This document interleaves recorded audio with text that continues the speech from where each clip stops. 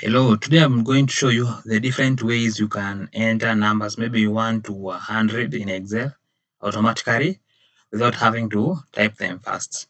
So I have 4 different ways and I've ranked them from beginner, intermediate to pro to expert. So it's at the beginner. The beginner is where you type. The beginners mostly type 1, then 2, and then they head the 2 numbers. Then they click on this plus sign and they drag down.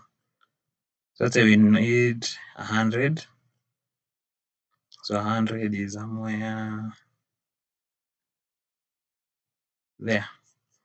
So that is how beginners do it. And the intermediates, they mostly they just type one number like that one, and then they right click and it returns to that arrow, and then they drag down.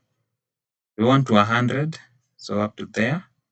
And then when they get there, they click on fill series and we'll have the numbers there. That's how the intermediates does it. The pros do this. They come here, they type one number, then they come and place ALT+H+F+I+S. That pops up. They click on columns. They want it to be linear. They want it from the top value to 100. They type 100 and then they place OK. The numbers appear. For the expert, they use the sequence. So they type is equals to sequence and they want it to 100. So they just type 100 here and enter. And those are the 4 different ways to enter those numbers in a sequence in Excel. Thank you.